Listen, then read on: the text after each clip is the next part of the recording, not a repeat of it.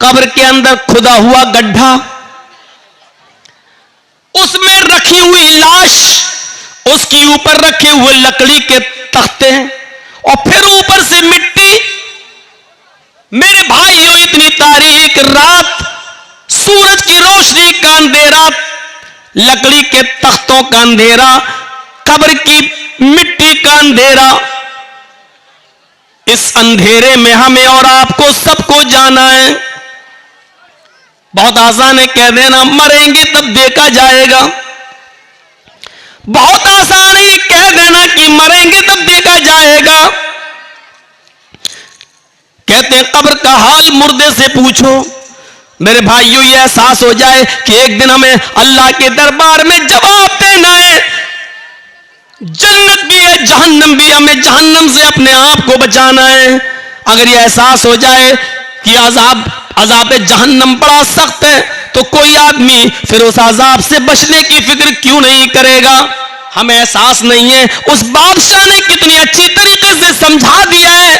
मेरे भाइयों, इतनी सब चीजें मानने के बाद, इतनी सब चीजें जानने के बाद, अब आइए मैं अब शुरू वाली अपनी बात पर आता हूं कि उस औरत ने, जो आदमी इतना सब कुछ कर ले तो फिर हराम बच्चा पैदा होगा? नहीं हो सकता। कितना ख्याल रखा गया है। लेकिन वो औरत थी और सहाबी आती और आकर कहती है कि अल्लाह के नबी, मेरे पेट में हमल है, बच्चा है, अरे अल्लाह के रसूल सल्लल्लाहु अलैहि वसल्लम मुझे सजा दे दीजिए क्योंकि मुझसे जिना का सुदूर हुआ है।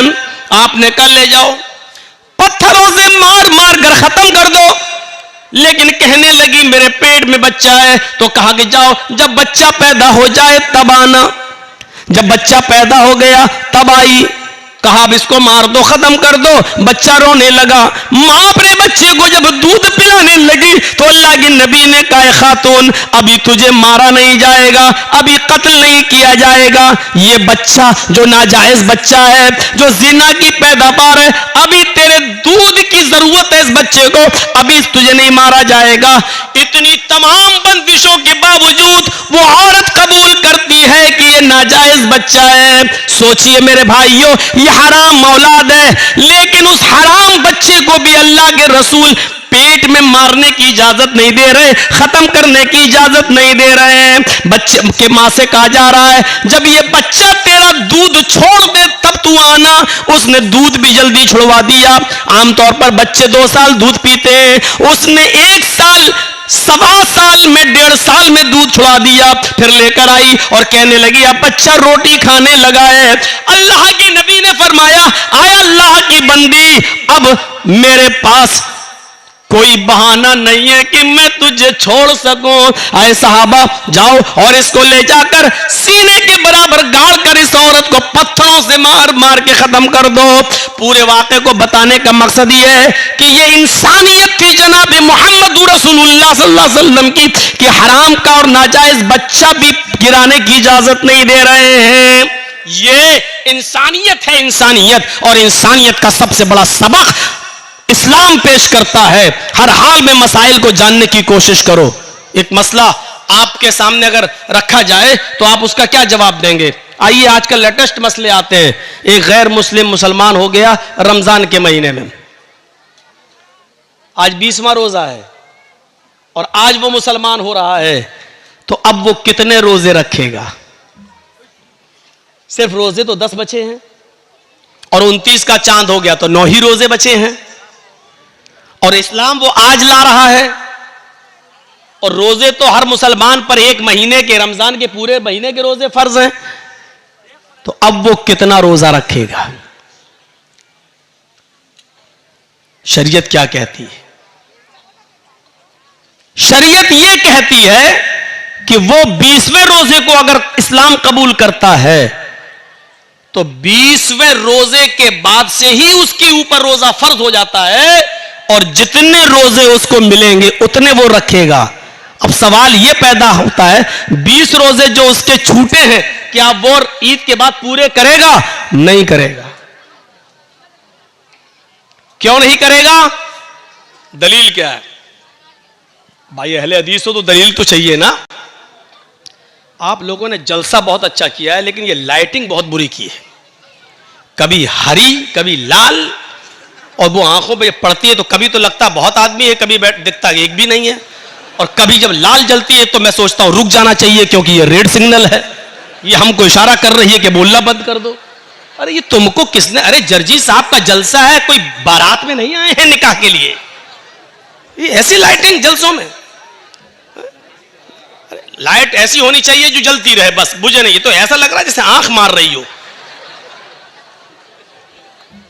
अल्लाह की कसम बड़ा डिस्टर्ब हो रहा हूं, कल भी हुआ था लेकिन कल मैं बोल नहीं पाया, सारा गुस्सा इन चैनल वालों पे उतर गया।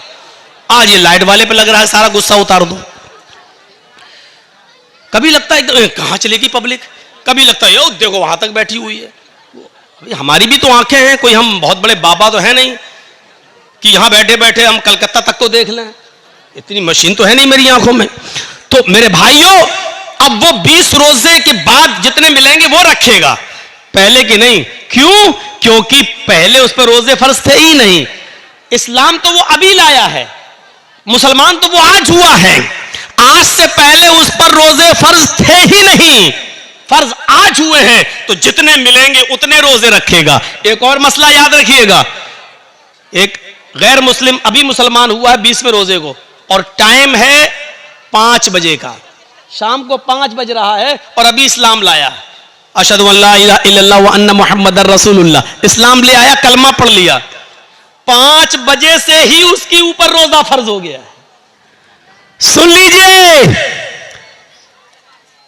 अब 5 बज रहे हैं, अभी इस्लाम लाया है, 5 बजे से ही उसके ऊपर रोजा फर्ज है।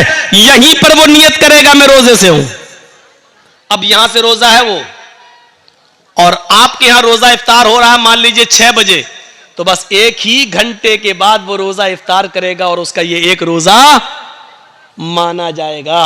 5 बजे अगर इस्लाम लाया है तो 5 बजे से ही उसके ऊपर रोजा फर्ज हो गया है, और जब इफ्तार का वक्त होता तब वो इफ्तार कर लेगा, उसका ये एक रोजा माना जाएगा। अब सवाल ये होता है कि वो 5 बजे तक तो खूब खाता पीता रहा, तो खूब खाता पीता रहा, उस वक्त वो काफिर था, उसके ऊपर खाना पीना जायज था। 5 बजे से पहले वो मुसलमान था ही नहीं, इसलिए रोजा नहीं था। 5 बजे इस्लाम लाता है, 5 बजे मुसलमान होता है, इसलिए रोजे के अहकाम 5 बजे से ही उसके ऊपर लागू होंगे। 5 बजे से पहले उसको जो खिलाया पिलाया गया ये अल्लाह की रहमत और मेहरबानी में शामिल कर लिया जाएगा। मेरे प्यारे साथियों, इन मसाइल को जानने की जरूरत है। तो बहुत हो चुका है मौलाना साहब, नमाज के बाद दुआ मांगनी चाहिए कि नहीं, ये पक चुका हूं सुन सुनकर, हम भी पक चुके हैं बता बता कर। चले जाइए मौजमपुर के साइड में, अभी तक नहीं माना जा रहा है, धड़ल्ले से मस्जिद में नमाज पढ़ी जा रही है। 20 साल पहले मैंने कहा था जिस मस्जिद के अंदर कब्र होगी उस मस्जिद के अंदर नमाज नहीं होगी, नहीं माना जाता है। दलील क्या दी जाती है? मदीने में अल्लाह के रसूल की भी तो कब्र है, उसको भी तो दीवारों से घेर दिया गया है। अल्लाह के रसूल की कब्र को आम लोगों की कब्र के बराबर खड़ा नहीं किया जा सकता है, क्योंकि नबियों के बारे में नबी का फरमान यह है कि पैगंबरों की और नबियों के जिस्मों को कब्र की मिट्टी नहीं खाती, लेकिन हमारे और आपके जिस्मों के बारे में नहीं है कि कब्र की मिट्टी नहीं खाती। नबियों के बारे में अल्लाह के रसूल का यह फरमान है कि नबियों को वहीं दफन किया जाता है जहां उनका इंतकाल होता है, जहां उनकी रूह निकलती है वहीं पर उनको दफन किया जाता है। नबियों के लिए मसाइल अलग हैं और अवाम के लिए मसाइल अलग हैं, लिहाजा नबी की कब्र को हम आज की कब्र पर महमूल नहीं कर सकते हैं। अल्लाह के रसूल का ही यह फरमान है कि नबियों को वहीं दफन किया जाता है जहां उनकी रूह निकले, यानी मुझे भी वहीं दफन करना जहां मेरा इंतकाल हो।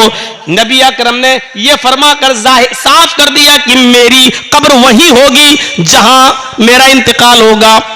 नबियों की कब्र को खोद कर नहीं निकाला जा सकता है, लेकिन किसी इंसान को गाड़ दिया जाए, किसी इंसान को दफन कर दिया जाए और पता चले कि यहां तो मस्जिद थी, मस्जिद में एक आदमी को दफन कर दिया गया, अगर 10 साल बाद 20 साल बाद भी पता चले तो फिर उस कब्र को खोदा जाएगा, अगर उसमें से कुछ हड्डियां मिलती हैं तो उनको निकाला जाएगा और उनको मुसलमानों के कब्रिस्तान में मुंतकिल कर दिया जाएगा और कब्र को जमीन के लेवल पर करके उस पर नमाज पढ़ी जाएगी। अगर 10, 15, 20 साल के बाद अगर उसमें हड्डियां भी ना मिले, जब कब्र को खोदा जाए तो उसमें हड्डियां भी ना मिले, क्योंकि जिस्म इंसान का मिट्टी से बना हुआ और जिस्म को मिट्टी बन जाना है। अब अगर हड्डियां नहीं मिलती है तो उस कब्र से 1-2 तसला, 1-2 बड़ा बर्तन भरकर मिट्टी निकाली जाएगी और उसको मुसलमानों के कब्रिस्तान में मुंतकिल कर दी जाएगी और इस कब्र को जमीन के बराबर करके उस पर नमाज पढ़ी जाएगी। लेकिन मसला है वो अपनी जगह पर कायम रहेगा।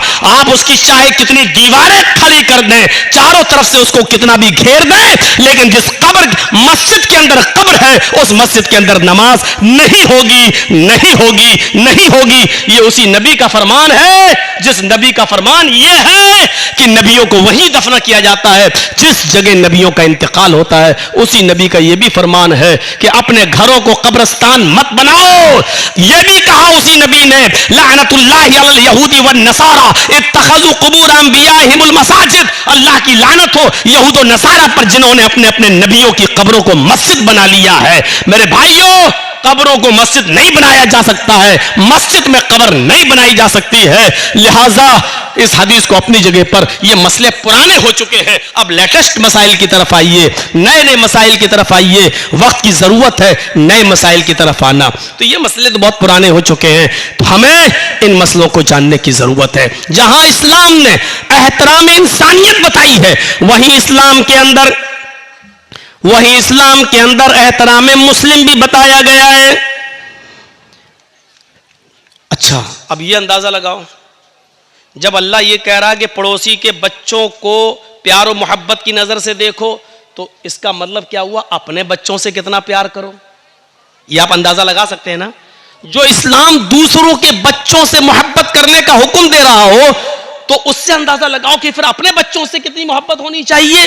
जो इस्लाम पूरी इंसानियत के साथ अच्छा सलूक करने का हुक्म दे रहा हो तो फिर मुसलमानों के साथ अच्छा सलूक करने का उसमें कितना हुक्म होगा।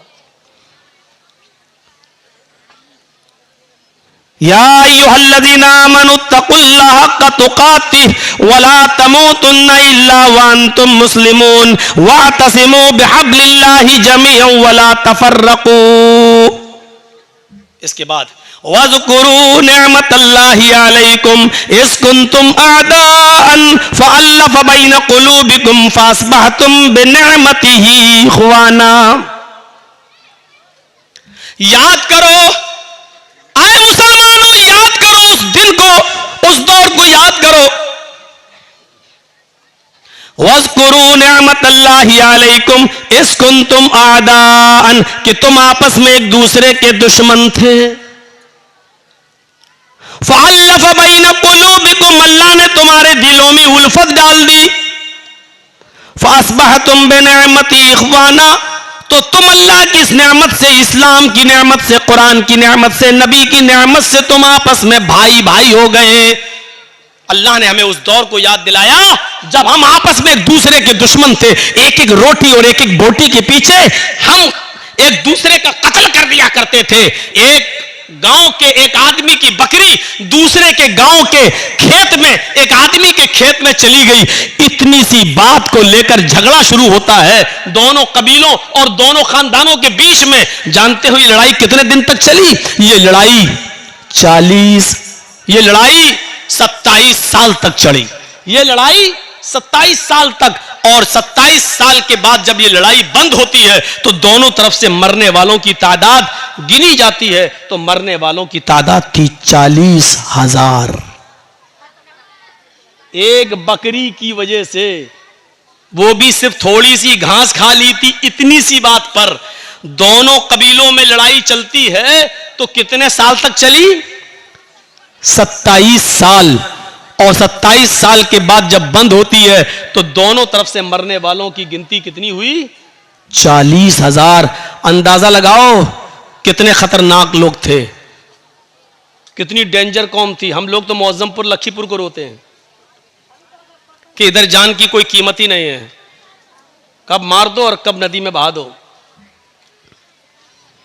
कितनी डेंजर कौम थी, लेकिन ये डेंजर कौम भी जानते हो कितनी हमदर्द बन गई इस कुरान की नेमत से कि एक गज़वे में, गालिबन गज़वे ज़ात रिक़ा के मौके पर सहाबा जंग लड़ते लड़ते जख्मी हो जाते हैं। कोई इस झाड़ी के नीचे, कोई उस झाड़ी के पास, कोई उस पहाड़ी के पास। एक सहाबी पानी लेकर घूम रहे हैं कि कोई जख्मी मिले उसको पानी पिलाऊं। उसकी नजर झाड़ी के किनारे पड़े हुए एक सहाबी के ऊपर पड़ती है जो जख्मों से चूर रहे और चीख रहे हैं, पानी पानी। ये सहाबी उसके पास पहुंचते हैं, उनको उठाते हैं, सर पकड़कर अपनी रान के ऊपर रखते हैं, उनको पानी का गिलास उनके मुंह में रखते हैं, देते हैं कि पानी पियो। जैसी पानी का गिलास उनके होठों तक जाता है, अभी वो पीते नहीं कि दूसरी झाड़ी से आवाज आती है, पानी, काश मुझे भी पानी मिल जाए, या थोड़ा सा पानी तुम मेरे लिए भी छोड़ देना। ये खुद प्यासा था, इसने पानी नहीं पिया, छोड़ दिया और कहा मेरा भाई मुझसे भी ज्यादा प्यासा है, मुझसे भी ज्यादा पानी का मुतलाशी है, लिहाजा जाओ पहले तुम उसको पानी पिला दो। यह आदमी उसके पास जाता है, उसके होठों से पानी का प्याला लगाता है कि तीसरे की आवाज आती है, थोड़ा बच जाए तो मेरे लिए भी छोड़ देना, मेरा भी हलक सूखा जा रहा है। दूसरे आदमी ने तीसरे की तरफ रेफर कर दिया, नहीं नहीं मैं रह सकता हूं, मेरा भाई मुझसे भी ज्यादा प्यासा लग रहा है, जाओ तुम पहले उसको पानी पिलाओ। ये पानी पिलाने वाला तीसरे के पास जाता है, उसको उठाता है, पानी का प्याला जमीन पर रखकर उसको सहारा देकर उठाकर अपने सीने पे लगाता है, फिर पानी का प्याला उठाकर उसके हलक में डालने की कोशिश करता है, उसके होंठ पे लगाता है, होंठ हिल नहीं रहे हैं। पानी का प्याला रखकर उसके दिल की धड़कनों को देखता है तो धड़कनें बंद हैं। सांस नाक में उंगली रखकर देखता है तो सांस बंद है, यानी तीसरा सहाबी रूह कब्ज़ से उनसुरी को परवास कर चुकी है, उसका इंतकाल हो चुका है। इसने तीसरे को जमीन पर लिटाकर दूसरे के पास लौट कर आया, चलो ये तीन ही थे, अब दूसरे को ही पिला दे। जब दूसरे के पास जाता है तो क्या देखता है, वो भी मुस्कुराते हुए चेहरे के साथ लेटा हुआ है और उसकी भी सांसें बंद हो चुकी हैं। वो जल्दी से भागा कि पहले के पास चलो, क्या देखता है कि पहला भी जहां जाफरी के सुपुर्द कर चुका है, पहला भी अल्लाह को प्यारा हो चुका है, इस सहाबी की भी जान जा चुकी है। जो कौम 27 साल तक लड़ती हो, जो कौम 40,000 लोगों के मरने के बाद भी जिनकी तलवारें खून की प्यासी रहती हो, ऐसी डेंजर कौम को अल्लाह के नबी ने कैसा बनाया कि एक सहाबी दूसरे के लिए अपनी जान देने लगे, एक सहाबी दूसरे के लिए अपनी जान न्यौछावर करने लगे।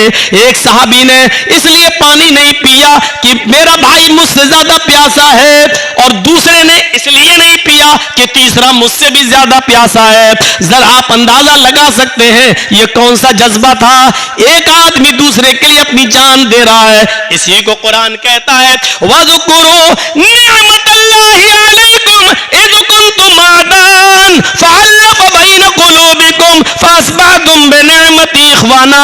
आए लड़ने वालों, झगड़ने वालों, उस दौर को याद करो, उस जमाने को याद करो जब तुम आपस में एक दूसरे से लड़ते थे, जब आपस में तुम एक दूसरे की गर्दनें उड़ाया करते थे, तुम आपस में एक दूसरे के हरीफ थे, एक दूसरे के दुश्मन थे। फ़अल्लफ़ बैन क़ुलूबिकुम, अल्लाह ने तुम्हारे दिलों में उल्फत डाल दी। ये होता है मुसलमान, एक मुसलमान दूसरे मुसलमान के लिए। अपने लिए तो सभी जीते हैं, दूसरों के लिए जीना असल जीना, दूसरों के लिए। इसलिए फरमाया अल मुस्लिमु मन सलिमल मुस्लिमून मिन लिसानिही व यदिही। मुसलमान तो वो है कि जिसकी जबान से और जिसके हाथ से दूसरे मुसलमान को तकलीफ न पहुंचे। पहले जबान का लफ्ज है, मिन लिसानी व यदी, और जिसके हाथ से। मुसलमान तो वो है कि जिसकी जबान से और जिसके हाथ से दूसरे को तकलीफ न पहुंचे। इसमें कौन पूरा उतर रहा है? जबान से तकलीफ हम दे रहे हैं, हाथ से तकलीफ हम दे रहे हैं। अरे किसी को कत्ल करना तो बहुत दूर की बात, अल्लाह के नबी सल्लल्लाहु अलैहि वसल्लम ने लोहे का कोई हथियार उठाकर इशारा तक करने से मना किया है। जैसे है, देख रहा है ये कोई 10 मीटर दूर खड़ा, कत्ल करना तो बहुत दूर की बात है। आप 10 मीटर 20 मीटर दूर से ये कहें, देख रहा है ये पूरा का पूरा रामपुरी है, घुसा दूंगा पेट के अंदर। 10 मीटर 20 मीटर की दूरी से इशारा करना भी एक मुसलमान के लिए दूसरे मुसलमान के लिए जायज नहीं है। हम कौन सी दुनिया में, यहां हाल ये है हमारा कि तकलीफ ना हो किसी को, ना जबान से ना हाथ से। भैया देखो, सामने से मत उठिए, आप लोग पीछे से उठ के जाइए यार, मेरे सामने से जाते हैं तो बड़ा डिस्टर्ब होता है। कहां जा रहे हो चाचा? अब ये इस उम्र में घर जाके क्या करेंगे, पूछो जरा, सोचो। वो देखिए बेचारे बूढ़ों मियां, शुगर के मरीज हैं लग रहा है। अच्छा, जिन लोगों को पेशाब ज्यादा आता है तो उनको बीच में बैठने की जरूरत क्या है? उनको आगे पीछे दाएं बाएं बैठना चाहिए पहले ही से। ये सिस्टम होना चाहिए, ये सब उसके खिलाफ है अदब के, सामने से उठना। एक बार हैदराबाद में तकरीर कर रहा था, सामने से कोई आदमी आया तो मैं समझा गया जा रहा होगा पेशाब करने, सीधे मेरा माइक पकड़ के कहता है कैसे बोला। और उसके बाद जो लाठी डंडे टमाटर अंडे चले, वो दौर हमें आज तक याद है। तो डर लगता है, सामने से कोई आदमी जब उठता तो मुझे डर लगता है। वो हैदराबाद हमें याद आ जाता है। इंसान हम भी हैं, खोपड़ी में वो ऐसा बैठ गया कि जब भी कोई उठता तो वो हैदराबाद याद आ जाता है। तो सामने से मत उठा करिए। जबान से और हाथ से तकलीफ नहीं होनी चाहिए किसी को, किसी मुसलमान को किसी मुसलमान से। लेकिन यहां तो हाल ये है कि हम अपनी परेशानियों से इतना परेशान नहीं हैं जितना आपके आराम से हमें परेशानी हो रही है। हमें अपनी दाल से इतनी परेशानी नहीं हो रही है जितना आपके गोश्त से हमें परेशानी हो रही है। हमारे घर में क्या पका है उससे परेशानी नहीं हो रही है, आपके घर में कुकर की सीटी से आने वाली बिरयानी की खुशबू हमें और परेशान कर देती है कि ये आदमी हमसे ज्यादा अच्छा कैसे खा रहा है। ये सूरत हाल हो चुकी है आज की। हम दूसरे को बर्बाद करने के चक्कर में लगे हुए, मिटाने के चक्कर में लगे हुए हैं। और आदमी ये नहीं सोचता कि आप दूसरे के लिए जो कुआं खोद रहे हैं उसमें आप भी गिर रहे हैं। जर्जीस साहब को दुश्मनी है आपसे, अब हम आपको बर्बाद करना चाहते हैं, हम आपके पीछे भाग रहे हैं, आप हमसे जान बचा के भाग रहे हैं। आप उतना नहीं थक रहे हैं जितना मैं थक रहा हूं। क्यों? क्योंकि मुझे पकड़ना है आपको, तो आपसे ज्यादा तेज रफ्तारी से मैं दौड़ूंगा तभी आपको पकड़ पाऊंगा। तो आप उतना नहीं थक रहे हैं, उससे ज्यादा मैं थक रहा हूं। वो आदमी उतना बर्बाद नहीं हो रहा है जितना हम उसको बर्बाद करने में अपने आप को बर्बाद कर रहे हैं। एक आदमी की जमीन का झगड़ा चला दूसरे आदमी से, दूसरे आदमी को 1 लाख की जमीन है लेकिन हमें चाहिए, हमारा पावर है। वो पुलिस में रिपोर्ट करके कोर्ट मुकदमा करके सोचता ले लेंगे, लेकिन जमीन 1 लाख की, लेकिन 1 लाख रुपए की जमीन लेने के लिए 3 लाख बर्बाद कर चुका अब तक कोर्ट कचहरी बर्बाद करके उसने अपने आप को और ज्यादा बर्बाद कर लिया है। लेकिन जिद है कि हमें इसी की जमीन चाहिए। वो 3 लाख रुपए की जमीन और उससे अच्छी कंडीशन में दूसरी जगह मिल जाती है, लेकिन नहीं, हमें इसको सबक सिखाना, इसी की जमीन चाहिए। उसकी 1 लाख की जमीन को लेने के लिए 3 लाख बर्बाद कर चुका है। 3 लाख।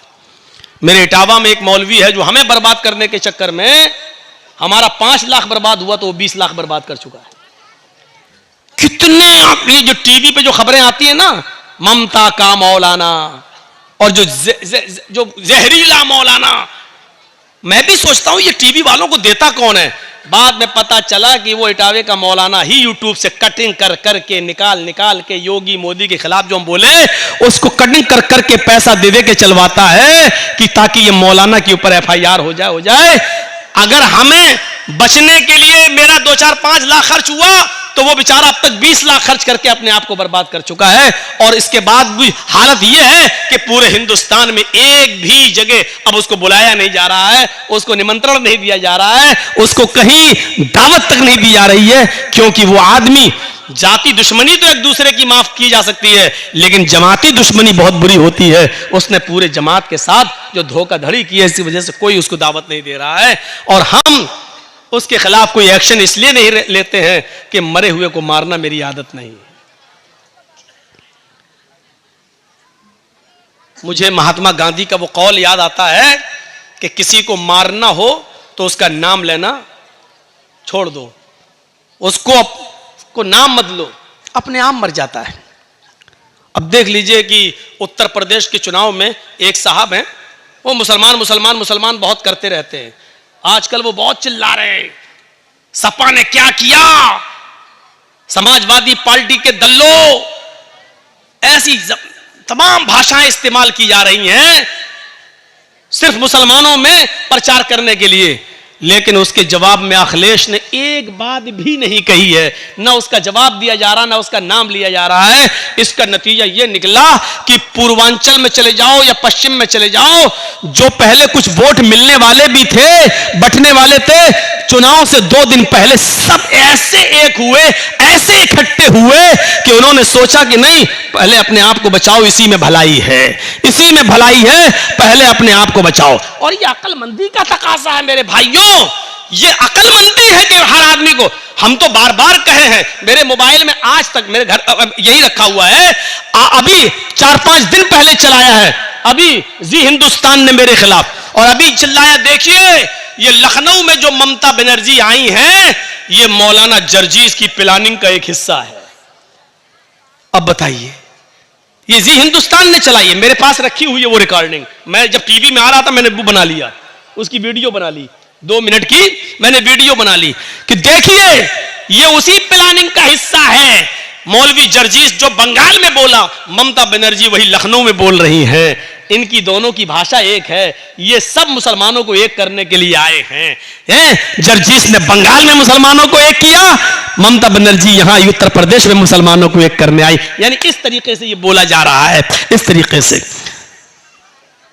लेकिन अक्लमंदी का तकाजा है। मैंने शायद कहीं मिसाल दी थी मेरे भाइयों की, जंगल में शेर और भेड़िया और लोमड़ी, इन तीनों ने शिकार के लिए तीनों निकले। जंगल में शेर, भेड़िया और लोमड़ी, जानते होंगे लोमड़ी, फॉक्स, ये तीनों जानवर शिकार के लिए निकले। शेर ने हिरन मारा, भेड़िए ने बकरी का शिकार किया और लोमड़ी ने खरगोश मारा। अब शेर ने कहा भेड़िए से, चलो 3 जानवर मरे पड़े हैं, ये हिरन, ये बकरी, ये खरगोश, चलो बताओ किसको कौन सा जानवर खाना है, तुम फैसला करो, मैंने तुम्हें जज बना दिया है। भेड़िया कहता बहुत आसान। का क्या है? का हिरन बड़ा है, आप खा लो। बकरी को मैंने मारा, मैं खा लेता हूं। लोमड़ी ने खरगोश मारा है, लोमड़ी को खरगोश दे देते हैं। अब शेर तो जालिम था। जो लोग मेरी तकरीर में समझ जाएं कि जालिम शेर कौन है, समझ लो पूरी तकरीर समझ गए। शेर तो जालिम था, हालांकि भेड़िए का फैसला बिल्कुल सही था। भाई भेड़िए ने फैसला सही किया कि नहीं किया? भाई हिरन आपने मारी, हिरन आप खा लो, बकरी मैंने मारी, मैं बकरी खा लेता हूं, लोमड़ी ने खरगोश मारा, लोमड़ी खरगोश खा लेती है। भेड़िए ने फैसला बिल्कुल सही किया, लेकिन जालिम था शेर। उसने कहा क्या इतना बुरा फैसला? अरे कमीने कहां से पढ़ के आया तू? इतना गंदा फैसला। उठा और इसने एक पंजा मारा भेड़िए के, उसकी गर्दन अलग अलग। कमीना, इतना बुरा फैसला, फैसला करना भी नहीं जानता, मेरे सामने उसकी जुर्रत देखो, इतना घटिया फैसला। लोमड़ी से कहा, ए तू फैसला कर। लोमड़ी मुस्कुराने लगी, बिल्कुल साहब, जंगल के राजा, ये भेड़िए को अकल ही नहीं थी, पागल था, बिल्कुल गलत फैसला किया इसने। कहा अच्छा तुम फैसला करो। लोमड़ी ने कहा बहुत आसान है साहब, ये तीनों जानवर आपके हैं और अब तो भेड़िया भी आपका है। क्या मतलब? कहा हिरन आप सुबह खा लीजिए, बकरी शाम को खा लीजिए, और दोपहर में भूख लगे तो मुंह का जायका बदलने के लिए खरगोश खा लीजिए। आप जंगल के राजा हैं, आप नहीं खाएंगे तो कौन खाएगा? शेर ने कहा वाह वाह लोमड़ी वाह, यह है अच्छा फैसला। इतना अच्छा फैसला तुझे किसने सिखाया? लोमड़ी ने कहा इसी भेड़िए की कटी हुई गर्दन ने। हजरत इसी भेड़िए से सीखा है मैंने ये फैसला। अगर मैं आज ये फैसला ना करती तो मेरा भी यही हाल होता। मैंने उत्तर प्रदेश में यही बात कह दी। मैंने कहा जालिम बादशाह से बचने के लिए भेड़िया मत बनो, सही फैसला करने की कोशिश मत करो, वरना हक बात कहने पर भी मारे जाओगे। अक्लमंदी यह है कि लोमड़ी ने फैसला गलत किया जरूर था, लेकिन अक्लमंदी यह थी कि उसने अपने आप को बचा लिया। हमने कहा लोमड़ी बन जाओ, अपने आप को बचा लो, वरना शेर ऐसा झपट्टा मारेगा कि भेड़िए की तरह पड़े रहोगे, यही गर्दन पड़ी रहेगी तुम्हारी। इतना मैंने कहा, उत्तर प्रदेश के लोगों की भी अकल में आ गई, बात सही कह रहे हैं मौलाना साहब। इस वक्त ज्यादा मुसलमान हक हक मत चिल्लाओ, ज्यादा चिल्लाएंगे तो ना हमें हक मिलेगा, ना यही आएगा, ना हम जिसको देना चाह रहे हैं वो आएगा, और दूसरा आएगा वो कहेगा ठोको बुलडोजर, यही करता रहेगा। इसलिए बेहतर यह है कि लोमड़ी की तरह अक्लमंदी से काम ले लो। तो मेरे भाइयों, ये अक्लमंदी और दानिशमंदी है। कभी कभी अक्लमंदी और दानिशमंदी से भी काम लिया जाता है। अल्लाह के रसूल के पास एक सहाबी आए, कहा अल्लाह के नबी मेरे अंदर 4 बुराइयां पाई जाती हैं। मैं शराब भी पीता हूं, मैं जिना भी करता हूं, मैं चोरी भी करता हूं और मैं झूठ भी बोलता हूं। बताओ इन चारों में से एक छोड़ सकता हूं, क्या छोड़ूं? जबकि बुराइयां तो चारों हैं, हराम तो चारों हैं। अल्लाह के नबी से कहता 4 नहीं, 1 छोड़ सकता हूं, बताओ क्या? अल्लाह के नबी ने कहा अच्छा काम कर, झूठ छोड़ दे। कहा अल्लाह के नबी मैं तो बड़ा अक्लमंद समझता था, आप झूठ छोड़ने को कह रहे हैं? कहा नहीं नहीं झूठ छोड़ दे। अब वो शराब पीने के लिए गया तो सोचने लगा अल्लाह अगर शराब पीऊंगा, अल्लाह के नबी ने कल पूछ लिया कि शराब पीती कि नहीं पीती और मैंने कह दिया हाँ पी थी, तब तो मेरी कोड़े मारे जाएंगे, क्योंकि हम खुद कबूल कर रहे हैं। और अगर कह दिया कि नहीं तो ये झूठ होगा, और मैंने वादा किया कि झूठ नहीं बोलूंगा, शराब छोड़ दी। अब जिना करने गया तो कहने लगा अल्लाह के रसूल ने अगर पूछ लिया कल जिना किया था कि नहीं, और मैंने कह दिया हाँ किया था, तब तो पत्थरों से मार मार के हमें खत्म कर दिया जाएगा। और अगर कह दिया नहीं तो झूठ होगा, और मैंने अल्लाह की कसम खा के वादा किया कि झूठ नहीं बोलूंगा, चलो जिना भी नहीं करता हूं। अब चोरी करने गया, कहने लगा कि अल्लाह के रसूल ने पूछ लिया कल सुबह चोरी की थी कि नहीं, मैंने कह दिया हाँ तो हाथ काटा जाएगा, और अगर कह दिया नहीं तो झूठ होगा, नहीं मैं चोरी भी नहीं करूंगा। सुबह होकर अल्लाह के नबी के पास आया, कहता कि मैं तो समझता था कि आपने बड़ा वैसा फैसला, आपने तो बड़ी अक्लमंदी से कहा झूठ छोड़ दो, मान गया आप बड़े अक्लमंद हैं। आपने कहा क्यों क्या हुआ? कि 4 बुराइयां छूट गई। अल्लाह के नबी ने फरमाया मैं जानता था कि झूठ तमाम बुराइयों की जड़ है। तो हिकमत से भी काम लो। अगर किसी आदमी से सारी बुराइयां नहीं छूट रही हैं तो उसको कहो कि ये छोड़ दो यार, ये छोड़ दो। हिकमत भी जरूरी है, हिकमत भी। अल्लाह के रसूल ने दूरंदेशी से काम लिया, अक्लमंदी से काम लिया। हमें भी हर वक्त अक्लमंदी से काम लेने की जरूरत है, अक्लमंदी से काम लेने की जरूरत है। आज हमारी यही सूरत हाल हो चुकी है मेरे भाइयों कि हम अपनी परेशानियों से इतना परेशान नहीं है जितना हम दूसरे के सुख से परेशान हैं। हमारी हालत यह हो चुकी है। कुत्ता देखा है? कुत्ता देखा क्या मौलाना साहब? हमारा तो उठना बैठना ही उन्हीं में है। कुत्ते ने देखा एक छुरी पड़ी हुई है और उस छुरी पे खून लगा हुआ है बकरी का ताजा ताजा, और छुरी ऐसे जमीन पर खड़ी है। अब कुत्ते को तो चाटने की आदत होती है। उसने कहा इस पे बकरी का खून लगा है, खून को चाटने के लिए उसने अपनी जबान चलाई। जैसे ही चलाई छुरी पर उसकी जबान कट गई। बकरी का खून तो चाट गया लेकिन उसकी जबान कट के उसका खून उस पर लग गया। अब कुत्ता क्या समझ रहा है ना, अभी खून बाकी है। उसने फिर दोबारा जबान से चाटा, फिर दूसरी जगह से कट गई। उसने कहा अरे अभी भी बाकी है, फिर चाटा, फिर कट गई। वो उस वक्त तक चाटता रहा कि उसकी जबान कट के गिर गई और फिर वो खुद हलाक हो गया, मर गया। यही हालत हमारी है। मिसाल सख्त जरूर है लेकिन सच्ची मिसाल है। हम दूसरे को बर्बाद करने के लिए यही अपने आप को बर्बाद कर लेते हैं, जैसे कुत्ता बकरी के खून को चाटने के लिए अपना ही खून चाटते चाटते अपनी जबान काट बैठा। यही हाल हमारा है। आज जुमे के खुतबे में मैंने सुनाया था ना कि वो दो सहाबी थे, जिन लोगों ने ना सुना हो सुनो, जिनके कपड़े की दुकानें पास पास थीं। एक आदमी, एक सहाबी का कपड़ा बिक गया, दूसरा कस्टमर आया, दूसरा भी बिक गया, तीसरा कस्टमर आया, उसी दुकान पर तीसरा भी कपड़े के थान ले गया, चौथा आया, उसने चौथा भी उसी को दे दिया, उसी दुकान ने। पांचवा कस्टमर आया, उसी दुकान पर कपड़ा खरीदने। दुकानदार कहने लगा नहीं, अब वो कपड़ा मेरे पास नहीं है, मेरे भाई के पास चले जाओ, इससे भी अच्छा कपड़ा तुम्हें वहां मिल जाएगा, ये पड़ोस में दुकान है।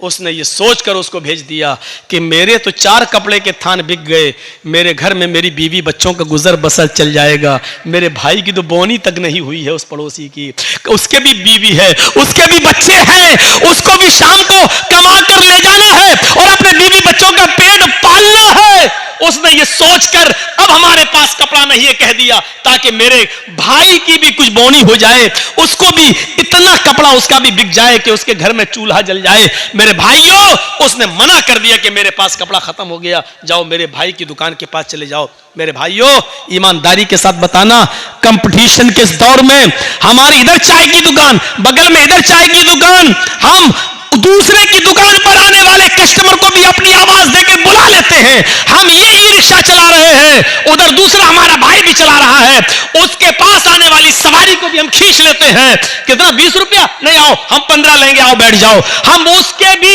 मुंह से रोटी का लुकमा छीन रहे हैं।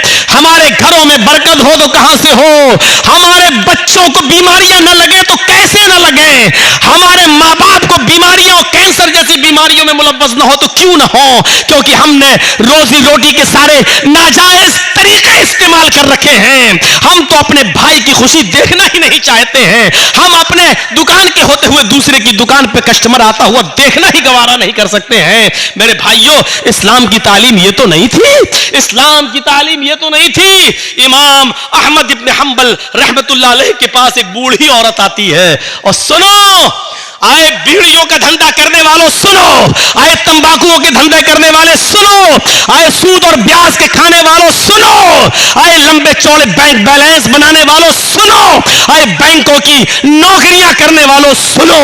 इमाम अहमद इब्न हंबल रहमतुल्लाह अलैह के पास एक बूढ़ी औरत आती है और कहती है, इमाम मोहतरम, कहा जी एक मसला पूछने आई हूं, मेरी मां बहनें सुने। उस जमाने की औरतें, और वो भी बूढ़ी औरतों में कितना तकवा हुआ करता था। कहा इमाम साहब, मैं चरखा चलाती हूं, चरखा तो जानते हैं ना, मैं चरखा चलाती हूं, दूसरे लोग अपना सूत दे जाते हैं धागा, मैं उसको बना के फिराती हूं और उनसे मजदूरी लेती हूं। कभी दिन में और कभी ओवर टाइम करती हूं तो रात में भी चलाती हूं। मैं चिराग जलाकर मैं चरखा चलाती हूं, जब मेरे पास तेल होता है तो मैं चिराग अपना जलाती हूं और सूत फिराती हूं। इमाम साहब, उसकी मजदूरी मैं लेती हूं। कहा इसमें बुराई क्या है?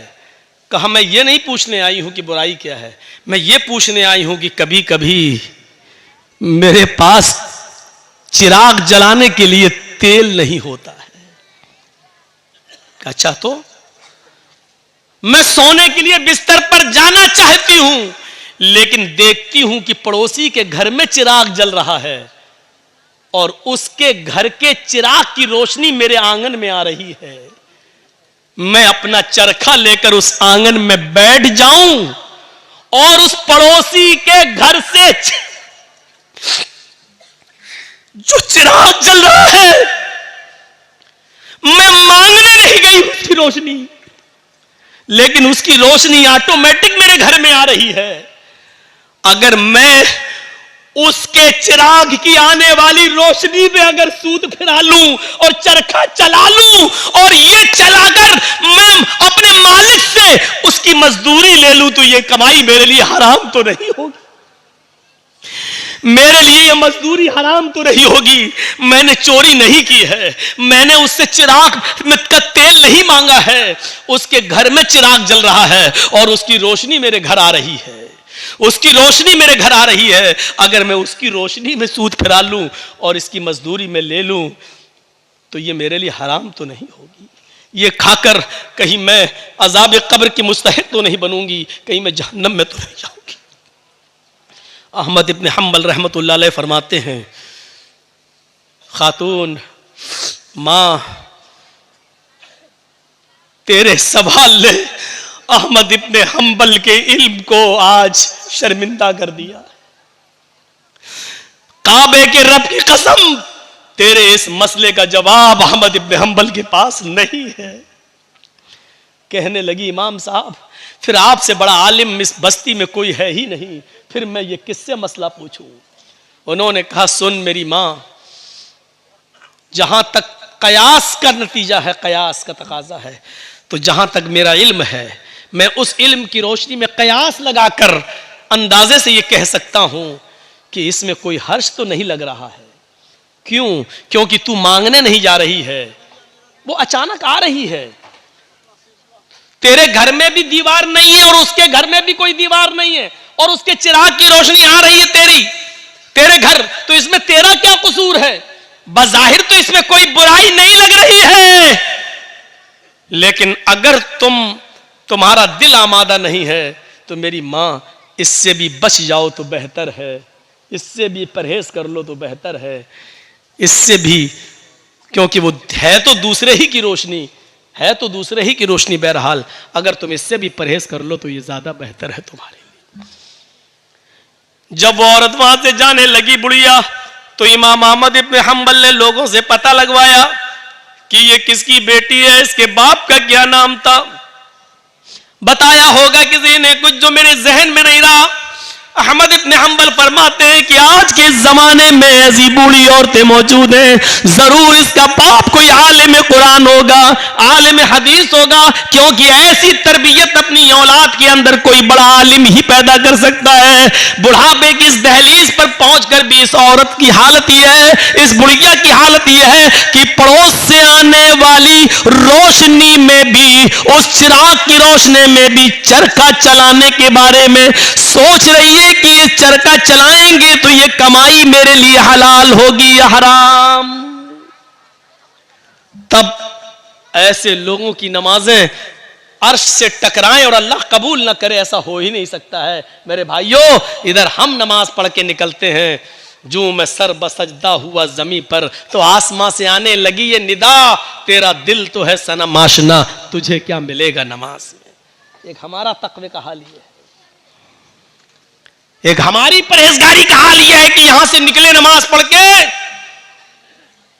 मालिकी यौमिद्दीन, तू कयामत के दिन का पूरा पूरा मालिक है। इय्याका नअबुदु व इय्याका नस्तईन, तेरी ही इबादत करते हैं, तुझसे ही मदद मांगते हैं। इहदिनस सिरातल मुस्तकीम, जो सीधा रास्ता उस पे चला और तमाम बुरे रास्तों से बचा ले। यहां ये दुआ मांग के हटे, सलाम अलैकुम व रहमतुल्लाह, सलाम अलैकुम व रहमतुल्लाह। जैसी सलाम फेरा और मस्जिद के बाहर निकलते ही जेब में बीड़ी रखी है निकाली और माचिस जलाई और सूरह दुखान की तिलावत शुरू, धुआं धक्कड़ शुरू। अभी 10 मिनट भी नहीं हुए ये कहते हुए कि इहदिनस सिरातल मुस्तकीम, आय अल्लाह हमको सीधे रास्ते पे चला, आय अल्लाह गंदे और गलत रास्तों से हमारी हिफाजत फरमा। अब ये दुआ मांगे हुए 10 मिनट भी नहीं हुए और यहां आकर ये है हमारी इबादतों का और हमारी नमाजों का हाल। मेरे भाइयों, जायजा लो, इमाम अहमद इब्न हम्बल के पास जो बूढ़ी औरत आती है, उस औरत के सवाल से जरा इबरत हासिल करो कि हमारी इबादतें अल्लाह के यहां कबूल हो भी रही होंगी या नहीं हो रही होंगी। सोचो तो सही, गौर तो करो। मेरे भाइयों, यहां आदि इब्ने उमैर है, जंग बदर में गिरफ्तार करके लाए जाते हैं। आदि इब्ने उमैर है, गिरफ्तार करके लाए जाते हैं, पकड़ के लाए जाते हैं, पैरों में बेड़ियां डाल दी जाती हैं। ये आदि इब्ने उमैर मुसाब इब्ने उमैर के भाई हैं, भाई मोमिन है और आदि काफिर है। मुसाब सहाबी और आदि काफिर, दोनों भाई हैं, सगे भाई हैं। अल्लाह के नबी सल्लल्लाहु अलैहि वसल्लम ने फरमाया कि जो गिरफ्तार करके काफिर लाए गए उनके पैरों में बेड़ियां डाल दो।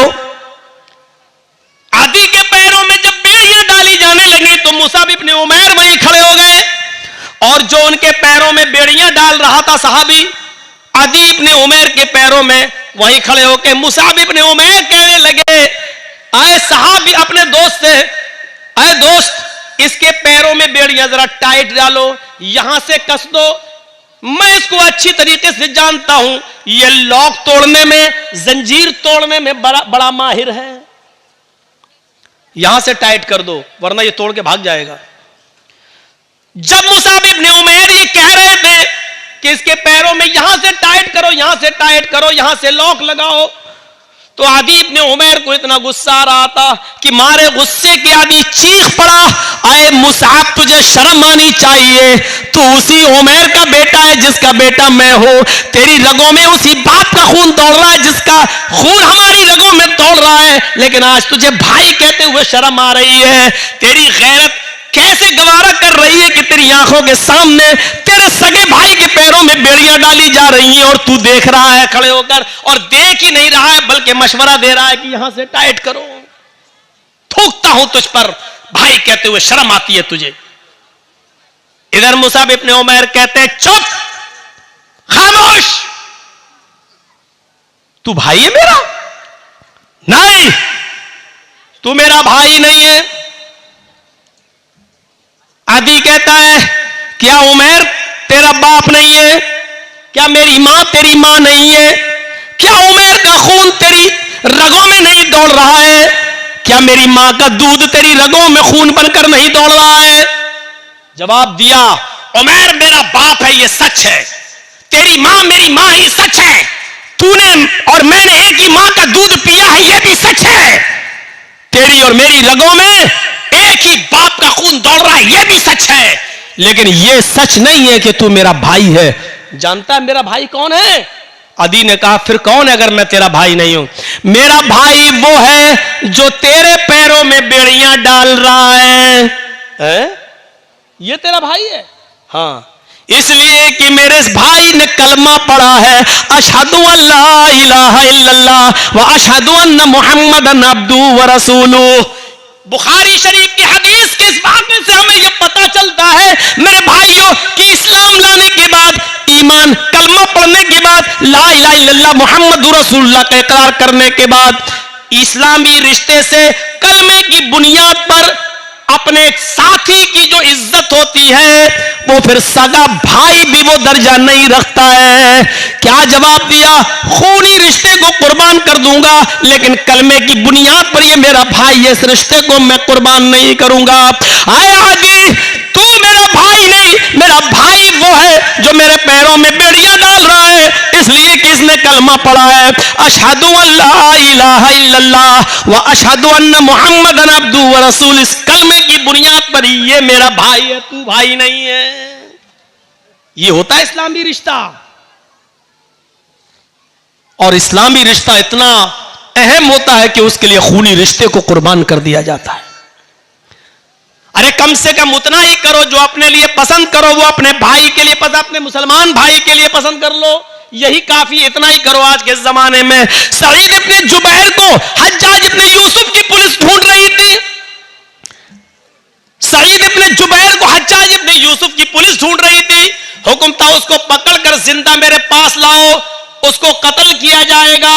सईद इब्ने जुबैर बड़े नेक आदमी थे, लेकिन हज्जाज इब्ने यूसुफ ने बड़े नेक लोगों को ही कत्ल किया है, एक एक करके न जाने कितने सहाबा को उसने कत्ल किया है। हज्जाज इब्ने यूसुफ ने सईद इब्ने जुबैर को पुलिस ढूंढ रही थी, पुलिस तलाश कर रही थी, लेकिन सईद इब्ने जुबैर किसी के हाथ नहीं लग रहे थे। रात को वो बहुत सी दूरी तय करके हज्जाज इब्ने यूसुफ की सल्तनत से निकलना चाह रहे थे, उसके मुल्क से बाहर भागने की कोशिश कर रहे थे ताकि मेरी जान बच जाए। लेकिन रात का वक्त था, अंधेरे में फायदा उठाकर वो जाया करते थे, और जब सुबह होती थी तो कहीं पनाह ले लिया करते थे ताकि हज्जाज इब्न यूसुफ की पुलिस हमको न पकड़ ले। एक दिन रात को इशा की नमाज के बाद किसी मुसलमान के घर वो खाना खाने के लिए रुके थे, और मुसलमानों ही में से किसी ने जासूसी कर दी। हज्जाज इब्न यूसुफ की पुलिस को बता दिया कि सईद इब्न जुबैर फला आदमी के घर रुके हुए हैं, और रात का हिस्सा गुजरने के बाद वो इस घर से निकलेंगे और वो फिर भागेंगे। हज्जाज इब्न यूसुफ की पुलिस आती है और इशा की नमाज के बाद उस घर पे छापा मारती है। सईद इब्न जुबैर पकड़ लिए जाते हैं। अब बताता हूं, जासूसी किसने की? अपनों ने। अपने ही जासूसी करते हैं। लॉकडाउन के मौके पर आपने देखा होगा, हमारे उत्तर प्रदेश में तो वही हाल था, जब हर चीज का गोश्त बंद था, कुछ नहीं ले सकते थे, और चोरी छुपे कोई अगर भैंस काट लेता था तो अपने ही लोग जासूसी करते थे, फला के घर में भैंस हुई है, और पुलिस आकर छापा मारती थी। जितने की भैंस नहीं उससे ज्यादा जुर्माना वसूल करती थी। अपने ही जासूसी करते हैं। इनाम का लालच होगा, इतना मिलेगा। सईद इब्न जुबैर पकड़ लिए जाते हैं और सईद इब्न जुबैर को हज्जाज इब्न यूसुफ के पास लाया जा रहा है। लेकिन जहां पकड़े गए वहां से हज्जाज इब्न यूसुफ इतना दूर है कि वहां तक जाने में 1 हफ्ता लग जाएगा। घोड़े पर, ऊंट पर बैठकर सफर किया जाए तो 1 हफ्ता लग जाएगा। कितना? 1 हफ्ता। लेकिन चल रहे हैं। नमाज का वक्त होता, वो नमाज पढ़ते। सफर में रोजा माफ है, लेकिन सईद इब्न जुबैर सफर में भी रोजा रख रहे हैं, क्योंकि उनको मालूम हो चुका है कि अब मेरी मौत का वक्त करीब है। हज्जाज के सामने मैं लाया जाऊंगा और मुझे कत्ल कर दिया जाएगा। लिहाजा वो दिन में रोजा रखना शुरू कर दिए। जहां पुलिस वाले आराम करने के लिए रुकते, वो वहीं नमाज पढ़ना शुरू कर देते और नफली इबादत करना शुरू कर देते। सईद इब्न जुबैर की इबादत पुलिस वालों को बड़ी पसंद आई, उनका अखलाक बहुत पसंद आया।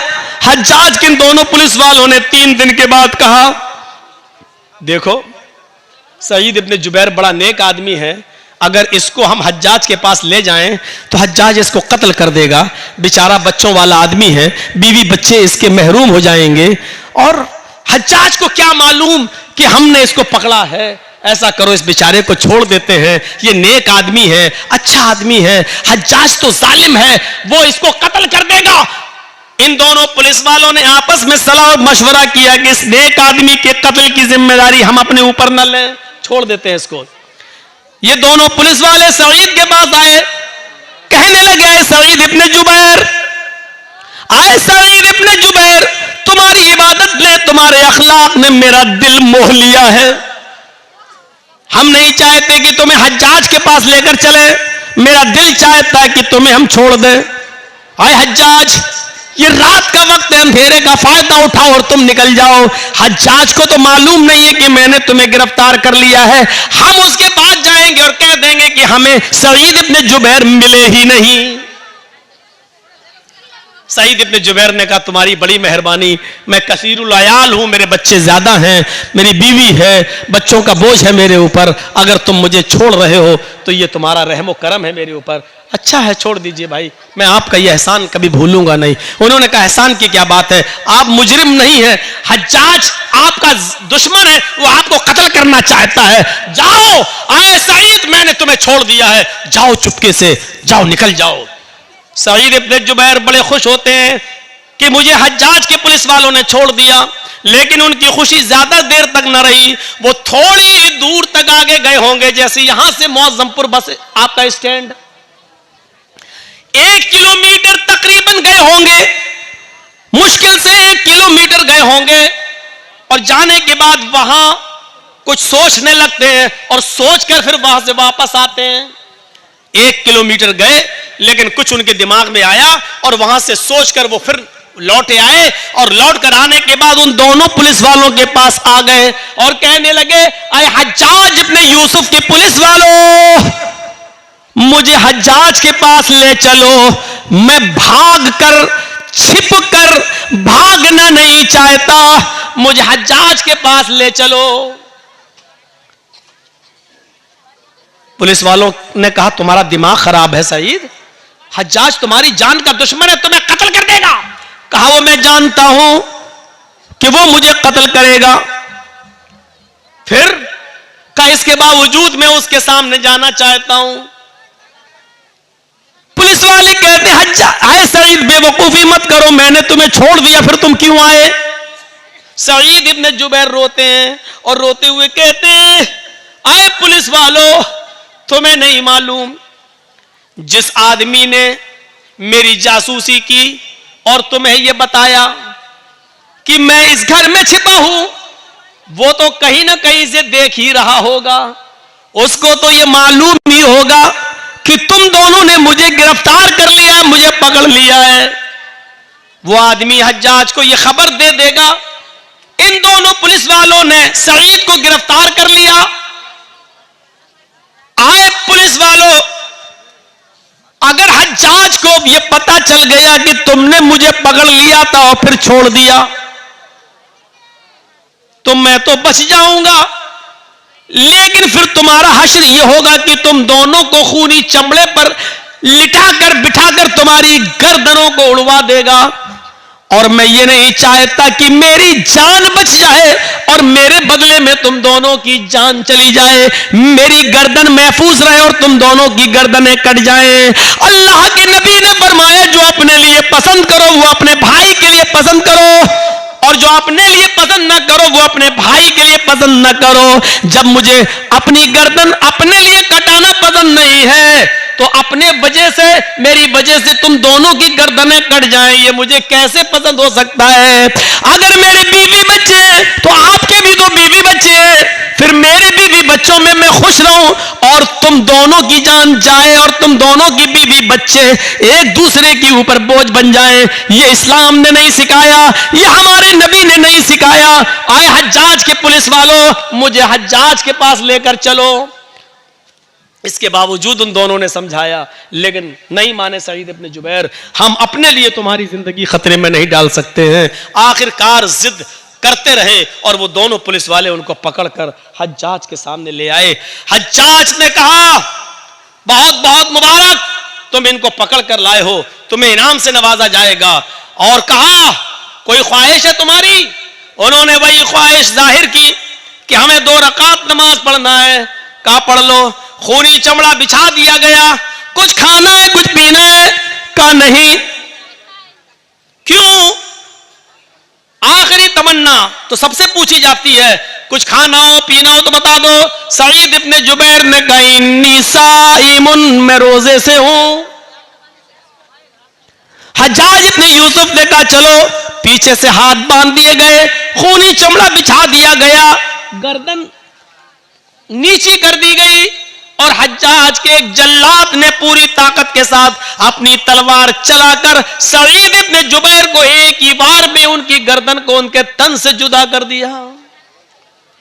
पूरा वाक़या बताने का मेरा मकसद सिर्फ यह है कि सईद इब्ने जुबैर ने अपनी गर्दन कटाना गवारा कर लिया, लेकिन अपनी वजह से उन दोनों मुसलमान पुलिस वालों की जिंदगी खतरे में नहीं डाली। ये मुसलमान होता है जो अपनी वजह से दूसरे को मुसीबत में नहीं डालता है, जो अपनी वजह से दूसरे को तकलीफ में नहीं डालता है, वो मुसलमान ही क्या जिसकी वजह से दूसरे को तकलीफ पहुंचे। और हम तो उस वक्त सबसे ज्यादा खुश होते हैं जब हमारी वजह से हमारा पड़ोसी बेचैन हो। उस जमाने में क्या हाल था, एक आदमी के घर में बहुत से चूहे थे जो उसको तंग करते थे। उसने लोगों से पूछा मैं क्या करूं बताओ। किसी ने कहा एक बिल्ली ले आओ, बिल्ली पाल लोगे चूहों को खाती रहेगी। उसने कहा ये तुमने सही मशवरा दिया। 3-4 दिन के बाद उसी आदमी ने पूछा क्या हुआ बिल्ली लाए? उसने कहा नहीं लाए। कहा फिर क्या हुआ? क्या हुआ चूहे हैं अब क्या करेंगे? तो कहा बिल्ली क्यों नहीं लाते हो? कहा मैं बिल्ली खरीदने का इरादा किया कि मैं बिल्ली लाऊं और पाल लूं, लेकिन ये सोच कर नहीं लाया कि जब मेरे घर में बिल्ली आ जाएगी तो कुछ 2-4 चूहों को खा लेगी और बहुत से चूहे तो डर के मारे मेरा घर छोड़ देंगे। और भाग जाएंगे, और वो घर छोड़कर भागेंगे तो मेरे पड़ोस में घुस जाएंगे। और अल्लाह के नबी ने फरमाया पड़ोसियों का बहुत बड़ा हक है। जो चीज मैं अपने लिए पसंद नहीं करता हूं चूहे, वो डर के मारे मेरे पड़ोस के घर में पहुंचकर उनको वही तकलीफ दे जो मेरे घर में मुझे तकलीफ दे रहे हैं। तो ये भी तो सही नहीं है कि मैं अपनी तकलीफ से बच जाऊं लेकिन अपनी तकलीफ अपने पड़ोसी को दे दूं। ये कौन सा ईमान था यार, ये कौन सा जज्बा था है? इस जज्बे को क्या कहेंगे आप? यहां तो बदगुमानियां हमने इतनी पाल रखी है एक दूसरे के खिलाफ। हमारी मौलाना जर्जीस की आपसे बनती नहीं है। अब हमें नहीं देखना चाहते, हम आपको नहीं देखना चाहते, गुस्सा घर में ये हो। अब आपने हमारे खिलाफ बहुत कुछ पाल लिया है, अपने दिमाग में रख लिया है। अब आपका जहन वही कहेगा जो आपके दिमाग में है। अब मौलाना जर्जीस चाहे कितना अच्छा काम कर रहे हो लेकिन आपको बुरा लगेगा। अब जर्जीस साहब नमाज पढ़ के निकलेंगे तो आप क्या कहेंगे, देखो 900 चूहे खा के बिल्ली चली हज का, कितना बड़ा मुल्ला बना फिर रहा है। अच्छी तकरीर करेंगे तो कहें देख कैसे दिखावा कर रहा है। क्यों? क्योंकि आपके दिमाग में मेरे ताल्लुक से वही भरा है। आप घर की छत पर खड़े हैं, मैं मस्जिद से निकल कर नमाज पढ़ के निकला हूं और मैं जबानी जबान में बोलता हुआ बड़बड़ाता हुआ जा रहा हूं, सुभान अल्लाह अल्हम्दुलिल्लाह, सुभान अल्लाह अल्हम्दुलिल्लाह, मुंह चल रहा मेरा। और आपकी नजर मेरी नजर से मिल गई, आप घर की छत पे खड़े हैं, मेरे होंठ हिल रहे हैं और मैंने आपको देख लिया और आपने छत पे देखा ये होंठ हिल रहे हैं, तो आप समझेंगे ये कमीना मुझे गाली दे रहा है। ये बदगुमानी है। यही कुरान कहता है, या अय्युहल्लज़ीना आमनू इज्तनिबू कसीरम मिनज़्ज़न इन्न बाज़-ज़न्नि, मोमिनो ईमान वालों एक दूसरे के बारे में ज्यादा बुरे गुमान मत किया करो। बाज गुमान इंसान को गुनाहगार बना देते हैं। एक लड़की हैंडफोन लगाकर चली जा रही है, बातें करती हुई जा रही है, उधर चाय की दुकान पे लड़के बैठे हैं, कहते हैं देख बॉयफ्रेंड से बात करती हुई जा रही है। यही है बदगुमानी। हो सकता है कि वो अपनी मां से बात कर रही हो सकता है कि वो हॉस्पिटल जा रही हो और उसका बाप बीमार हो, अपने भाई से अपने बाप की दवाओं के बारे में पूछ रही हो। हां, यह भी हो सकता है कि वो बॉयफ्रेंड से बात कर रही हो। लेकिन हमें अच्छा सोचने का हुक्म दिया गया है, बदगुमानी से हमें रोका गया है कि या अय्युहल्लज़ीना आमनू इज्तनिबू कसीरम मिनज़्ज़न, ईमान वालों तुम ज्यादा गुमान मत किया करो, ज्यादा बदगुमानियों से बचो। इन्न बाज़-ज़न्नि, बाज़ बदगुमानियां इंसान को गुनाहगार बना देती हैं। अच्छा, जरूरी भी तो नहीं है, और यह बात जरूरी भी तो नहीं है कि हम जो सोचे वो सही हो। और कभी कभी हो सकता है दो आदमी हम लोग बैठे हैं और दोनों किसी के बारे में सोच रहे हो, दोनों गलत हो। मिसाल के तौर पर हमारे बगल में ये मौलाना साहब बैठे हैं, ये डॉक्टर हैं, हम भी डॉक्टर हैं। एक मिसाल, एक आदमी लंगड़ाता हुआ चला आ रहा है, जर्जीस साहब कह रहे हैं कि उसके पैर में मोच आ गई है इसलिए लंगड़ा रहा है। मैं डॉक्टर हूं, मुझे तजर्बा है कि उसके पैर में मोच आ गई है इसलिए लंगड़ा रहा है। हमारे बगल में जो मौलाना है ये डॉक्टर है, ये कह रहे नहीं नहीं नहीं नहीं नहीं, उसके कमर में दर्द है इसलिए लंगड़ा रहा है। क्योंकि मैं भी डॉक्टर हूं, मुझे भी तजर्बा है, मेरा तजर्बा कहता है कि उसके कमर में दर्द है इसलिए लंगड़ा रहा है। जर्जीस साहब ने कहा अगर उसके पैर में मोच ना आई हो तो 1000 रुपया मैं हार जाऊंगा। मौलाना साहब कहने लगे अगर उसकी कमर में दर्द ना हो तो 1000 रुपये मैं हार जाऊंगा। चलो, 1000 रुपया दोनों मौलाना ने दिया और लियाकत साहब के पास रख दिया, लीजिए, अगर मेरी बात सही निकले तो मैं जीत जाऊंगा, इनकी बात सही निकले तो ये जीत जाएंगे। थोड़ी देर के बाद सामने लंगड़ाता हुआ आदमी सामने आ गया। जर्जीस साहब ने पूछा बताओ तुम्हारे पैर में मोच है? मौलाना साहब ने पूछा कहो क्या तुम्हारे कमर में दर्द है? उस लंगड़ाते हुए चल कर आने वाले आदमी ने कहा न तो मेरे पैर में मोच है न कमर में दर्द है। जब कमर में भी दर्द नहीं है, पैर में भी मोच नहीं है, फिर तुम लंगड़ा क्यों रहे हो?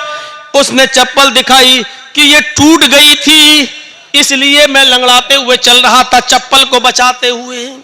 लीजिए साहब, जर्जीस साहब ने जो सोचा, जो गुमान किया वो भी गलत। मौलाना साहब ने जो सोचा वो भी गलत।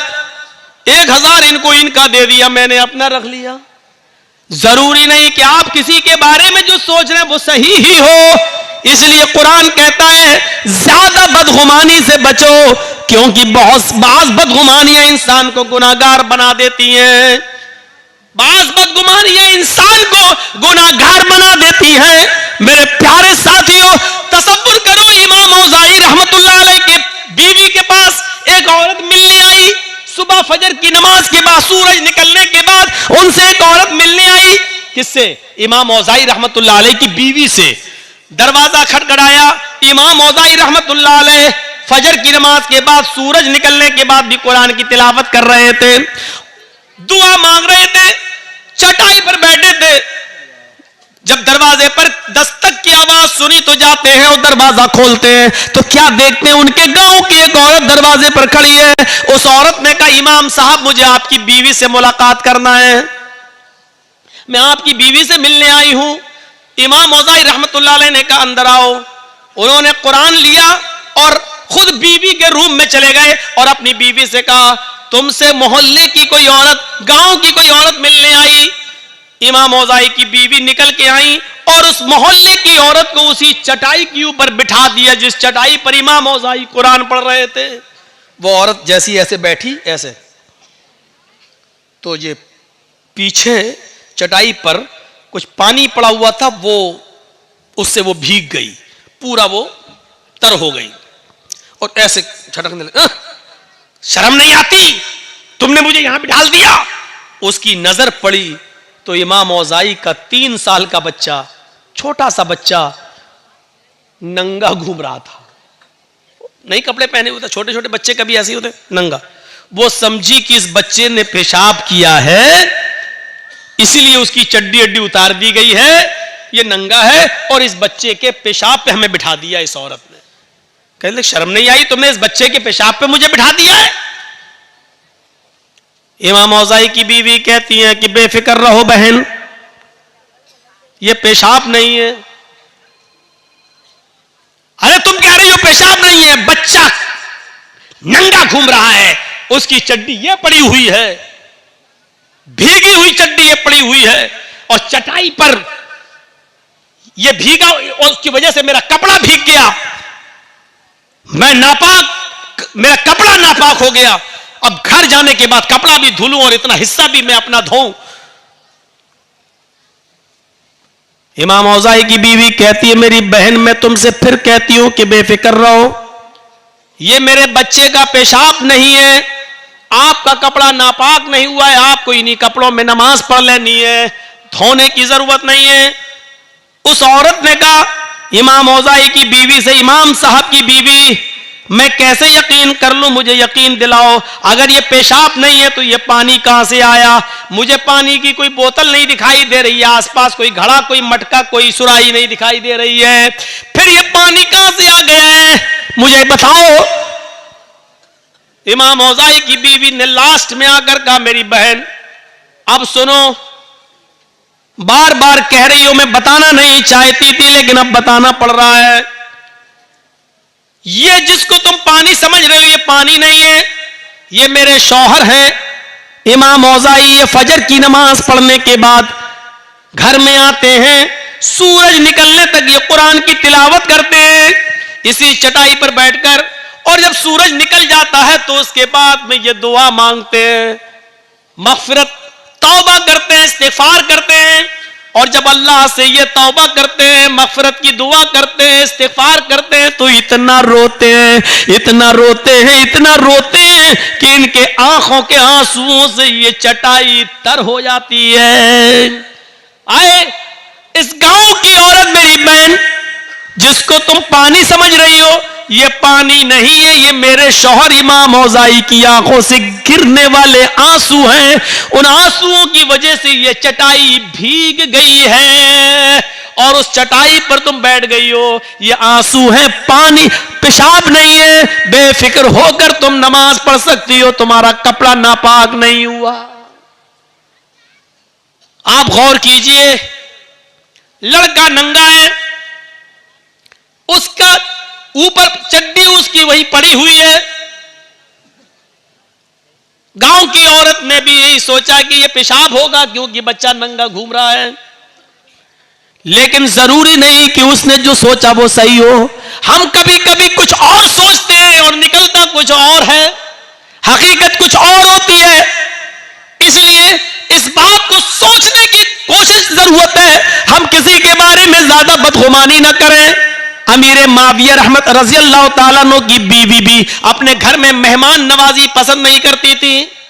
मेहमान आ जाए, बहुत सी औरतें ऐसी होती हैं घर में खूब अच्छा खाओ पकाओ, शौहर बच्चों को खूब खिला देंगी, लेकिन जहां उनके घर 2 दिन मेहमान आ जाए, 2 मेहमान लो आ गया, अब इसके लिए जागो, ऐसा लगता है ये शादी करके नहीं लाया, नौकरानी बना के लाया हमें अपने घर में। हो गया। अमीर माविया के घर में एक मर्तबा एक मेहमान आया और उसने कहा कि मुझे 2-3 दिन रुकना है। कहा ठीक है रुको, बाहर का कमरा दे दिया, खाना वाना खिलाया। अमीर माविया की बीवी को मेहमान नवाजी पसंद नहीं थी, वो सोचने लगी कि कुछ कमी निकालूं। कहा क्यों, ये मेहमान है, कहां कितने दिन रहेंगे? कहा पता नहीं कितने दिन रहेगा, 3 दिन तो वैसे ही उसका हक है, 3 दिन तक तो मैं उसको कुछ कह ही नहीं सकता, 3 दिन के बाद अगर रहता तो उसकी मर्जी। अच्छा ठीक है। शाम का वक्त हुआ, इमाम अमीर माविया की बीवी ने सोचा कोई ऐसी कमी निकालूं, इसको घर से निकलवा दूं। इशा की नमाज के बाद अमीर माविया ने उस अपने मेहमान के कमरे में चटाई रख दी, रात में तहज्जुद पढ़ते हो तो पढ़ लेना, लोटा रख दिया, अगर वुजू बनाना हो तो पानी ये है, एक दूसरा पानी रख दिया, अगर इस्तंजा करना हो तो बाहर से दरवाजा खोलना और यहां खाली मैदान पड़ा है, यहां पर आप पेशाब करना हो तो यहां कर लेना और यहीं पर नमाज पढ़ लेना और फजर में इंशाअल्लाह मस्जिद में मुलाकात होगी। कहा ठीक है। बाहर का सिस्टम सब अलग करके अमीर माविया सो गए। थोड़ी देर के बाद जब उनकी बीवी ने देखा कि अमीर माविया सोए हुए हैं, रात काफी हो गई है, कहा कि उठे और देखें कि मेहमान क्या कर रहा है। मेहमान अगर जग रहा हो और कुछ उल्टी सीधी खुराफात कर रहा हो तो अमीर माविया को जगाऊं और कहूं कि और उसको निकाला जाए। अमीर माविया की बीवी उठती हैं और अपने मेहमान के रूम तक जाती हैं और दरवाजे में कान लगाती हैं तो क्या सुनती हैं कि मेहमान बड़ा बेहुदा और गंदा गाना गा रहा है। आवाज बड़ी प्यारी थी उसकी, सुरीली। उस सुरीली आवाज में वो बेहुदा और इश्किया गाना गा रहा, बड़ा बेहुदा गाना। अमीर माविया की बीवी को एक नुक्ता मिल गया, एक पॉइंट मिल गया। वो जल्दी से जाती और अपने हस्बैंड को जगाती, उठो। कहा क्या है, इधर आओ, देखो तुम्हारा मेहमान क्या कर रहा है। अरे मेहमान क्या कर रहा है, उसका तो रूम मैंने अलग कर दिया है, उसका कमरा अलग कर दिया है। अरे इधर तो आओ, इधर आओ, उठो उठो उठो। उठाया, देखो देखो देखो, अरे कमरा बंद है, अरे दरवाजा, कान लगाओ कान लगाओ। जब कान लगाया तो गाना तो बड़ा बेहुदा गाना गा रहा है। अमीर माविया से कहने लगी देखो अभी भी इसको घर में रखोगे, ये ऐसा गाना गा रहा है, लगता है जैसे इसके घर में कोई माँ बहन बेटी ना हो, ऐसा गंदा गाना। अमीर माविया ने अपनी बीवी का हाथ पकड़ा और उसको खींच कर अपने बिस्तर पर लाए और फरमाया जब मैंने उसके कमरे को अलग कर दिया, उसके रूम को अलग कर दिया, उसकी चटाई अलग कर दी, उसका मुसल्ला अलग कर दिया, उसका वुजू का लोटा अलग कर दिया, जब मैंने उसके कमरे से कोई मतलब भी नहीं रखा तो तुमने दरवाजे पर कान लगाकर उसके अंदर की जासूसी क्यों की है? क्या तुम्हें नहीं मालूम मोहम्मद रसूलुल्लाह ने फरमाया अगर घर के दरवाजे सब बंद हो और कोई तुम्हारे घर में झांकने की कोशिश करे, सुराख से या दीवार पर चढ़कर या किसी सांस से अगर तुम्हारे घर की जासूसी करे और तुम्हारी नजर पड़ जाए तो बाहर निकलकर तुम उसकी दोनों आंखें फोड़ सकते हो, तुम्हें कोई गुनाह नहीं। तुम उसकी जासूसी क्यों कर रही हो? वो अंदर क्या कर रहा हमें क्या मतलब? भाई अंदरूनी खाना से हमें क्या मतलब, वो घर के अंदर क्या कर रहा है, तुम्हें किसी के घर के अंदरूनी मामले से क्या लेना देना, तुमने जासूसी क्यों की? अमीर माविया की बीवी बोलती अब भी मुझी को कहोगे? कहा हां तुम्ही को कहूंगा, अल्लाह के रसूल ने जासूसी से मना किया, तुमने जासूसी क्यों की? चलो लेट जाओ, सो जाओ। ये देखो इनको बताया तब भी हम ही को डांट रहे हैं। ठीक है सोती हूं। अब वो सोने लगी। अब अमीर माविया देख रहे हैं कि ये सो जाए तब मैं जाऊं उसको समझाऊं अकेले में, ये सो जाए। अब वो देख रहे सोए कि नहीं। काफी देर के बाद उसको नींद आई और थोड़ी देर के बाद नाक का जनरेटर चलने लगा। खर्र खर्र। अमीर माविया समझे हाँ बेहोशी में हो, अब सो गई है, अब उठूं और उसको समझाऊं, अब मैं अपने मेहमान को समझाऊं। अकेले में नसीहत करो तो ज्यादा फायदा करती है। अमीर माविया उठते हैं, उसके कमरे की तरफ जाते हैं, कान लगाकर सुनते हैं कि एक बार और देख लूं, अगर जाग रहा है तो अंदर जाऊं, और नहीं जाग रहा हो, सो रहा होगा, तो उसकी नींद खराब करने से क्या फायदा, सुबह फजर के बाद जगा दूंगा, सुबह फजर के बाद समझा दूंगा। तो कान लगाते हैं कि देखें गाना गा रहा कि नहीं। अब जब कान लगाया तो क्या सुनते हैं कि वही मेहमान अब कुरान की तिलावत कर रहा है। अभी थोड़ी देर पहले गाना गा रहा था, लेकिन अब इतनी देर के बाद जब दोबारा कान लगाकर सुना तो वही मेहमान सुरीली और बेहतरीन क़िरात में कुरान की तिलावत कर रहा है। अमीर माविया भागते हुए गए और अपनी बीवी को उठाए, उठ उठ उठ उठ। कहा अरे उठ तो, अरे मैं इतनी गहरी नींद में सो रही थी, तुमको क्या सुबह नाश्ता हमें बनाना है, दोपहर में खाना हमें बनाना है, मेरी जान पर इतने काम पड़े हुए हैं, तुमने मुझे उठा दिया। अरे इधर आओ। कहा क्या है? कहा सुन सुन। कहा जासूसी करना तो मना है, फिर क्यों करवा रहे हो? अरे कर तो पहले, सुन तो, खुद मना करते हो खुद सुनवाते भी हो। कहां पहले सुन। बड़ा बहरूपिया है ये तो। कहा क्या? अभी तो गाना गा रहा था, कुरान पढ़ रहा है। कहां? अच्छा ये बताओ जासूसी क्यों करवाई? कहा मेरी बीवी, जासूसी यकीनन मना है, लेकिन हम में और तुम में फर्क है। तुमने मुझे मेरे भाई की बुराई दिखलाई, तुमने मुझे मेरे भाई की बुराई दिखलाई, और मैंने तुम्हें अपने भाई की खूबी दिखलाई। अल्लाह के नबी फरमाते हैं बुराइयों पे पर्दे डालो और खूबियों को बयान किया करो। हम खूबी बयान कर रहे हैं, देखो ये मेरे भाई की एक अलामत। कहा वो तो ठीक है, लेकिन बहरूपिया गाना क्यों गा रहा था? कहा सुबह निपटेंगे। फजर की नमाज दोनों ने जमात से पढ़ी, और फजर की नमाज के बाद अमीर माविया ने उससे रात का मंजर बयान किया कि तुम गाना गा रहे थे और बाद में कुरान। तो उसने कहा जब आपको मालूम ही हो गया तो सुन लो, मुझे बहुत टेंशन है, मेरी जिंदगी गमों में घुली जा रही है, मुझे एक पल भी सुकून नहीं मिलता है, इतने टेंशन है, इतने गम है। जब मुझे बहुत ज्यादा गम होते हैं और जब गमों की वजह से मुझे नींद नहीं आती है, करवटें बदलता रहता हूं, तो फिर मैं गुनगुनाने लगता हूं, गाना गाने लगता हूं, अपना दिल बहलाने की कोशिश करता हूं, लेकिन गाना गाने की वजह से मेरे गम और बढ़ते जाते हैं, मेरी उलझनें और बढ़ती जाती हैं। फिर मैं वुजू बनाता हूं और कुरान की तिलावत करना शुरू कर देता हूं, इसलिए कि अल्लाह ने फरमाया अला बिज़िक्रिल्लाहि तत्मइन्नुल कुलूब, अल्लाह का जिक्र करने से ही दिलों को सुकून मिलता है। इसलिए मैं दिल को सुकून हासिल करने के लिए मैं कुरान की तिलावत करने लग जाता हूं। अमीर माविया ने कहा जिंदगी से लड़ना सीखो, जिंदगी से लड़ना सीखो, गमों को पछाड़ना सीखो। गम हर इंसान की जिंदगी में आ सकते हैं, इससे लड़ना सीखो, गमों पर सब्र करो, और जब तुम्हें गम बहुत ज्यादा आ जाया करें और जब तुम्हें सोने न दिया करें तो तुम कुरान पढ़ लिया करो। इसलिए कि अल्लाह के ताला ने कहा है कुरान की तिलावत ही तुम्हारे दिलों को सुकून पहुंचा सकती है, तुम्हारे दिलों को सुकून दे सकती है। जिन लोगों को टेंशन बहुत रहता है, सुन लो, जिन लोगों को बहुत ज्यादा दिमागी उलझन रहती है, जो लोग बहुत ज्यादा दिमागी टेंशनों के शिकार हैं, मेरी 3 बेटियां 4 बेटियां बड़ी हैं, जवान है, शादी नहीं हो रही है, मेरा बच्चा बड़ा हो गया है, शादी के लायक हो गया, फिर भी माँ बाप की बात नहीं सुनता है, फिर भी घर देर से आ रहा है, जिनको 50 किस्म के गम खाए जा रहे हैं, उनको एक दुआ सिखला कर जा रहा हूं। ये दुआ को अपना वजीफा बना लो, ला हौला वला कुव्वता इल्ला बिल्लाह। बस इतनी सी दुआ है, इस दुआ को उठते बैठते पढ़ते रहा करो। अल्लाह के नबी फरमाते हैं ये ला हौला वला कुव्वता इल्ला बिल्लाह, ये 99 बीमारियों की दवा है, और सबसे सबसे हल्के दर्जे की बीमारी यह है कि इंसान के गम नहीं दूर हो रहे हो, इंसान को टेंशन हो, तो यह सबसे हल्की बीमारी है जो इस दुआ से चली जाती है। इससे बड़ी बड़ी 98 बीमारियां और हैं जो इस दुआ के पढ़ने से जाएंगी। मेरे भाइयों, यह दुआ को हमारी मां बहनें भी याद कर ले, आप भी याद करिए।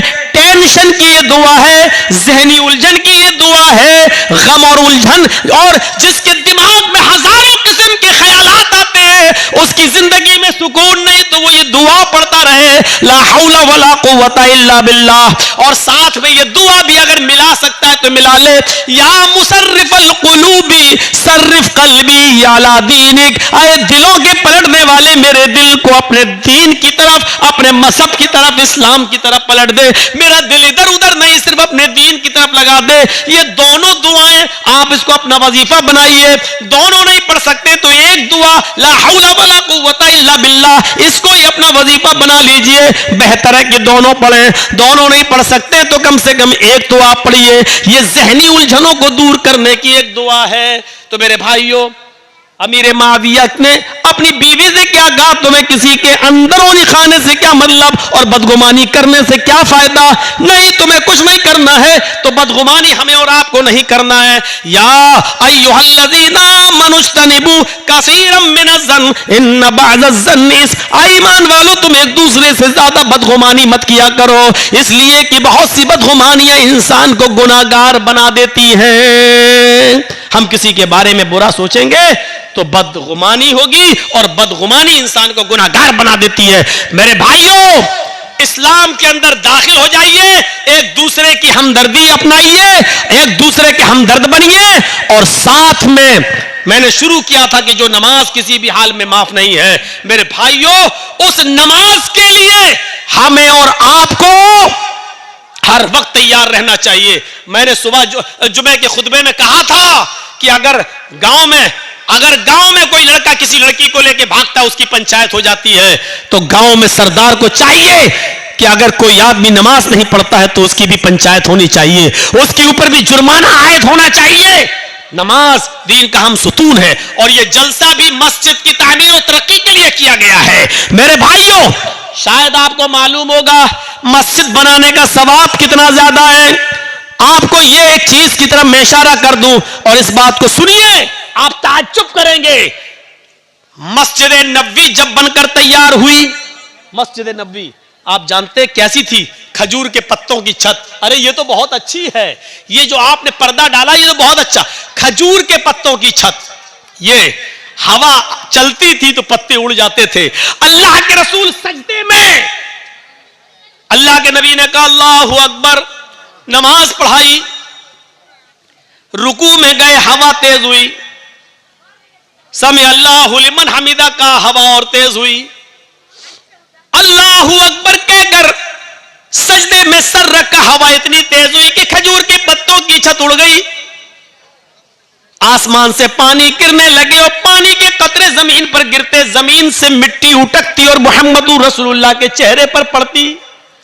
अल्लाह के नबी ने जब नमाज पढ़ाकर सलाम फेरा, अस्सलामु अलैकुम वरहमतुल्लाह, सलाम अलैकुम वरहमतुल्लाह, और चेहरा जब सहाबा की तरफ किया, सहाबा ने उस चेहरे पर मिट्टी लगी हुई देखी, जिस चेहरे को कभी देखकर हसन इब्ने साबित ने कहा था, व अहसन मिनका लम तरा कत्तु ऐनी व अजमल मिनका लम तलिद निसाउ।